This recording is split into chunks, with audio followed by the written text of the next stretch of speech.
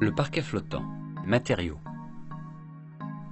La majorité des parquets posés aujourd'hui sont des parquets flottants.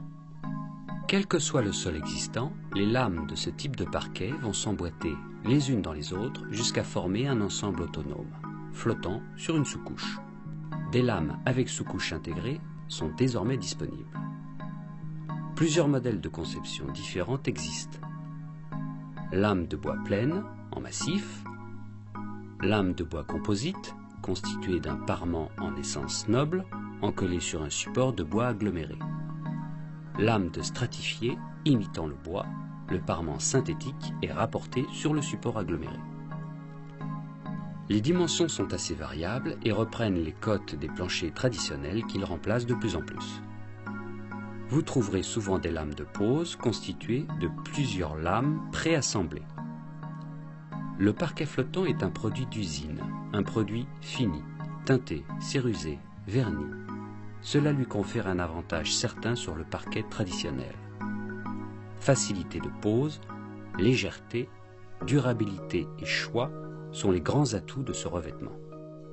Le stratifié, moins cher et extrêmement résistant, a fait de grands progrès dans la qualité des imitations qu'il propose. Cependant, il reste bruyant. Les résines conduisent le bruit alors que le bois l'absorbe. La longueur des lames, l'essence et l'épaisseur du parement sont des critères de sélection essentiels. Vérifiez surtout l'épaisseur de la couche noble. Plus celle-ci est épaisse, plus vous aurez la possibilité de procéder à un ponçage de votre parquet, étape incontournable si vous décidez de le revernir. Préparation. Le support du parquet flottant est assuré par une sous-couche. Si votre sol est déjà moquetté, vous pouvez conserver cet existant. Un sol trop irrégulier, avec des trous ou des arêtes vives, devra être égalisé avant la mise en place de la sous-couche, qui ne peut pas faire disparaître les plus grosses aspérités. La pose de la sous-couche, constituée de liège, de mousse plastique, de feutre ou encore de fibres de bois, est l'occasion d'établir une rupture phonique avec votre voisinage. Dans le cas le plus courant, vous déroulerez des rouleaux ou vous organiserez des plaques. Afin que le montage soit jointif, vous utiliserez des bandes adhésives. Dans tous les cas, une sous-couche doit être posée perpendiculairement aux lames de parquet. Les lames seront placées parallèlement à la plus grande longueur de votre pièce, ce qui limitera les effets de dilatation de votre revêtement. Celle-ci est malgré tout inévitable. Aussi, vous aurez le soin de disposer, entre le pourtour de votre pièce et l'assemblage de votre parquet flottant, un jeu de cales en bois qui ménagera un espace de dilatation régulier.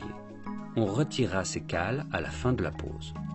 Ou vous avez déjà déposé les plaintes, et dans ce cas, le nouvel entourage viendra masquer ce joint de dilatation, ou vous avez conservé les plaintes et la pose d'un quart de rond sera nécessaire à ce masquage. Pensez à stocker vos colis de parquet dans la pièce où il doit être installé. Ceci 48 heures avant la pose. Toujours pour des questions de dilatation liées à la température et à l'hygrométrie. L'assemblage des lames se réalise avec un joint de colle blanche vinylique ou par clipsage. Veillez à acheter la colle dans un conditionnement de type biberon de manière à mettre en œuvre un léger filet. La colle sera déposée sur la joue supérieure de la rainure. Le trait de colle doit couvrir la longueur et la largeur de chaque lame. Outillage. Une scie égoïne ou une scie sauteuse, un mètre, un crayon, une équerre, un jeu de cale en bois d'une épaisseur maximum de 8 mm, un maillet et une cale à frapper, un tire-lame, de la colle. Mise en œuvre. Vous devez travailler de façon à terminer la pose par la porte d'entrée. Et votre pose doit démarrer dans un angle de la pièce, si possible d'équerre. La première lame doit être placée le côté rainurage contre le mur.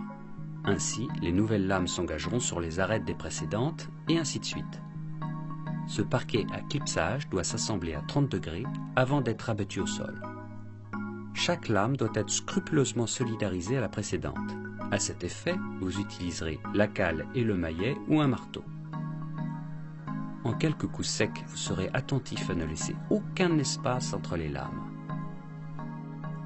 Lors des découpes, n'oubliez pas de laisser l'espace du joint de dilatation, évitez les pertes en conservant vos chutes à côté de vous et efforcez-vous de chercher la régularité. La pose de la dernière lame doit se faire avec précision, surtout lors d'un faux équarrage des murs périmétriques. La découpe des lames sur leur longueur est obligatoire. Une coupe trop courte et votre espace de dilatation apparaît. Une coupe trop longue et votre tire-lame ne s'engage pas. Voilà, votre pose est finie.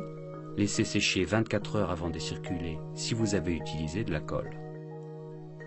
Retirez les cales et occupez-vous de mettre en place l'entourage de plinthe ou de quart de rond que vous fixerez à la colle au pistolet ou avec des clous.